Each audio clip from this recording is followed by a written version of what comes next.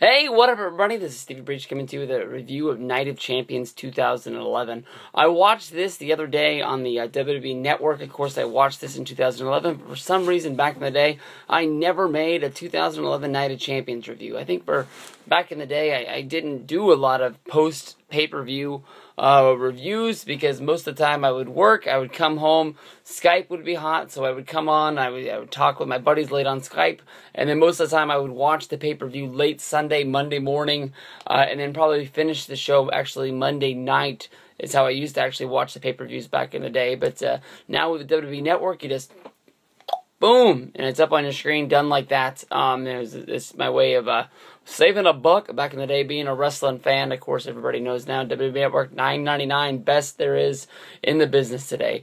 If you go back to the Summer of Punk, which was basically CM Punk at the Money in the Bank pay-per-view, he packed his bags after winning the championship, and he went home for 2 weeks.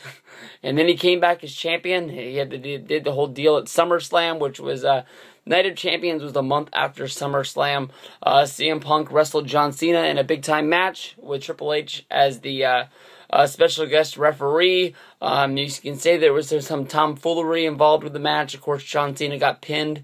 CM Punk got the win, even though Cena's foot was on the rope for the 3 count. I think that they could have gone 1,000 different ways with that whole deal. Maybe John Cena versus Triple H or something like that. But it ends up that Kevin Nash came running in. He beat up CM Punk. Then Alberto Del Rio came running down out of the back, and he pinned. He cashed in on CM Punk to become the champion. And that, of course, set us off on the Triple H versus CM Punk battle. Basically, CM Punk saying that Triple H didn't want him to be champion, that the WWE was against CM Punk. Why they would pay to bring him back, why they would pay to give him theme music would, of course, be the basis of the feud. Triple H came off looking like a bad guy, trying to be a good guy, and this whole deal never made any sense.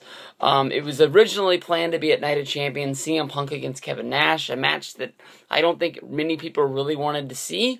And then just at the end of Monday Night Raw, out of the middle of nowhere, basically, they had a match. They cut to the back for like 30 seconds, and in this 30 seconds, Triple H told CM Punk that he wasn't going to be facing Kevin Nash anymore. He was going to be facing me.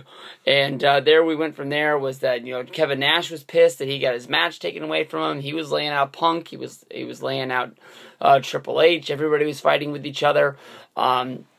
This whole storyline never really made any sense. Normally I talk about the whole show and then we talk about, the main event, but this is being the main event, and that's the main rant of this video. The whole storyline, the whole summer of 2011, really never felt like they were piecing it together. I don't know if this was when Triple H was first taking over his role, where he was helping out with creative and things like that, and that's just how it got sort of fucked up, or if it just was creative, had no idea what the hell was going on. All they knew that you wanted to make CM Punk the most popular guy in the company at this time. They were really trying to build upon, push Punk. Of course, we would have to wait until Survivor Series of 2011 for him to start his big, long reign as champion. But, even with that reign of champion, he never really got pushed like he was the main guy in the company. Many matches of lower caliber status. John Cena going up against John Laurinaitis. John Cena going up against Big Show. With main event pay-per-views that also featured CM Punk matches. Never really, made sense. It was a lot like when, who was another champion that this sort of happened to? It happened to Punk the first time he was the World Heavyweight Champion. Monday Night Raw, I remember that. That's one guy that came to mind. It's just sort of like, you think you finally win the champion, you finally win the big one, you're going to be the main guy at the company. It's something that Bret Hart fought for, to, raise himself up the card. And, he talks about that a lot in his book and in a lot of interviews. That once you win the belt, then you're like the main guy. You're the person that everybody's counting on to have good matches and good feuds. That way, the whole company stays afloat. But I don't know. They were trying to make it look like Triple H was the bad guy in this whole feud. But during this match, we find out that basically, John Laurinaitis is the bad guy. This whole the thing involves the beginning I guess now we have to bring that up. They have a tag team of Awesome Truth who paired each other up as two guys who felt like they deserved to be pushed further in the company. Of course, The Miz main evented WrestleMania 27. Of course, R-Truth main evented. What the fuck was the name of that show? Capital Punishment or something like that. It was a pay-per-view. I believe it was from Washington, D.C. And he felt like he really deserved another shot at John Cena in the championship. It felt like he was being held down.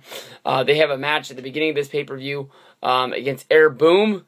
Basically, I don't know why it says this, because basically the page that I'm looking at that has the show, this is a dark match, but I saw it. I don't know if it's special that it's on the WWE Network, but it seemed like it was the beginning of the pay-per-view. It didn't seem like it was a bonus extra match. Maybe they're just wrong over here on it. It's Wikipedia. Who the fuck knows? But basically, they lose the match to Air Boom. They don't get the tag team championships. It was a pretty good match. I forgot how good Evan Bourne and Kofi Kingston were as champions, but because of this, they feel like they're being held down. They have a promo where they say they're going to make sure they make a change. They come running down. They attack both CM Punk and Triple H in this match. Of course, it's a no DQ match. The stipulation was if CM Punk won the match, Triple H would have to resign as COO of the company. That's the one reason, I think. Well, I guess because it's the Triple H match. That's the one reason why it main evented the whole deal. But basically, they came running down. John Laurinaitis, who wasn't the general manager of Raw yet, he just was being announced as head of talent relations. He made sure that when Triple H was an advantage of the match, that the referee didn't go into the ring to make the count. But then, of course, once CM Punk was able to go in there, and he had the advantage of the match, that's when he was trying to do it. So it was actually John Laurinaitis was trying to help CM Punk, because if Triple H was no longer the COO of the company, that would make John Laurinaitis more important, and he would have a higher role throughout the whole deal. So that's sort of what it went from there. Of course, in this match, we have Triple H beating CM Punk. I guess you can't have Triple H lose his power, but at the same time, everybody knows that 2011 was going to be the year of CM Punk. He did win the championship at Survivor Series, but it's kind of stupid to beat somebody on the way up. You'd think that you'd want this guy beating as many people before he became the champion. That way the fans get behind this guy and know, this is really going to do it. The screw job finish that they did involving Truth, involving Laurinaitis, involving The Miz, didn't really do anybody any favors in this match to help anybody out. But it was a good match. It was supposed to be the big main event of the show. I think that most people, once they saw Miz and R-Truth come running down, really lost focus in this. I'm pretty sure that Ravi was at this show, Assault and Battery 777. Go back throughout his timeline of videos. I'm sure you'll find some sort of a live review, him talking about what his experience was like and everything that he felt along this match. Next time I talk to him, I'm really going to ask him, because I'm really interested in knowing